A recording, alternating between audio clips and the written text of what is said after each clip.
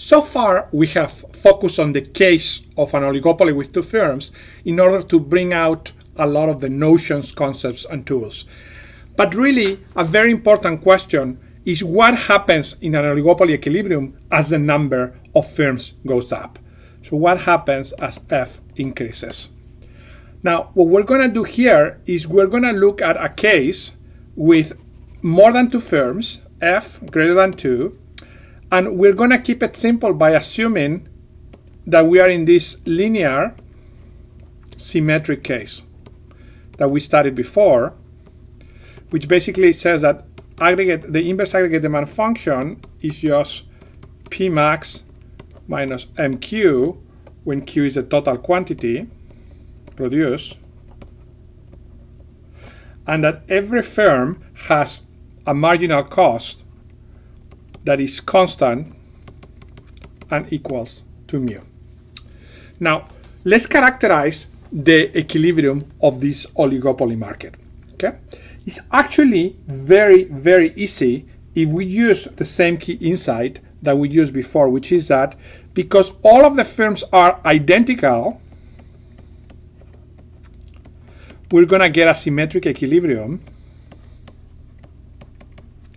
in which Qi at the oligopoly is going to be equal to Qj at the oligopoly. This is the quantity produced in the oligopolistic equilibrium by firm I or by firm J, and I'm going to denote just the quantity produced in equilibrium by any firm by QOL. Now, how we would derive that property? We know that the demand phase by firm I is just going to be equals to P max minus F minus 1 M QOL, because that is in equilibrium the quantity produced by all of the other firms except firm I that we're looking at, given that they are producing at the equilibrium level, minus MQI. Now, given this, we know that the optimal behavior, optimal choice by I, which as before takes the behavior of the other firms as given, it sets marginal revenue for I equals marginal cost for I. The marginal revenue for I is going to be P max minus F minus 1 MQOL minus 2M QI equals the marginal cost, which is mu. And since this has to be the same for every firm, we can assume that this is QOL too. And that implies, just solving the equation, that QOL is equal to P max minus mu of F plus 1 M. Notice that this is the quantity per firm in equilibrium. It's not the total quantity. The total quantity is F times this.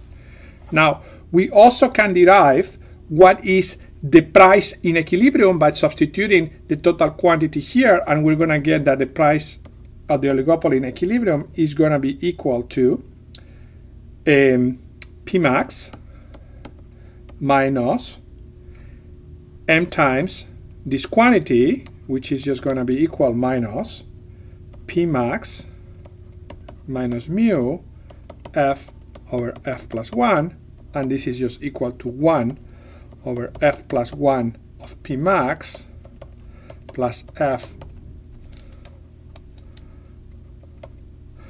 over F plus 1 of mu. Okay. Notice one interesting thing. We know that in a competitive equilibrium, we saw that before, the equilibrium price is mu, and here what we have is a weighted combination of this larger number P max and mu, but as F increases, the weight shifts more and more and more and more to mu, so it converges to the competitive equilibrium as F goes up. Now, given those results, we can easily compute what is the deadweight loss as a function of the number of firms F. Okay? What we're going to get is 1/2 of what is the price in oligopoly we just derived as a function of F minus the price in competitive equilibrium. And by the way, remember, we know that in competitive equilibrium, this is mu, which seen that repeatedly this unit, and the difference in the quality produced in the oligopoly minus the quantity produced in competitive equilibrium. And again, as we saw before, remember, this is equal to P max minus mu divided by M, or the optimal amount. If you do the algebra, this gives you 1/2 of P max minus mu divided of F plus 1, and P max minus mu divided by M times F plus 1.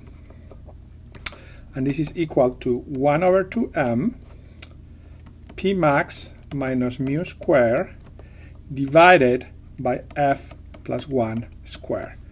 And I want to emphasize this result. I think this is a very remarkable result because it's telling you something extremely beautiful and extremely important, which is that the deadweight loss goes to 0. In other words, you are converging to the efficient allocation, to the competitive equilibrium allocation with the square of the number of firms. Not linearly, but with the square. That means, for example, that by the time you have 10 firms in there, you are approximately within 1% of achieving all of the efficiency gains. It's noise. And that is very important because it's telling us that you don't need to have a very large number of firms, which they are not in most markets, to really have the competitive model be a good approximation of what happens.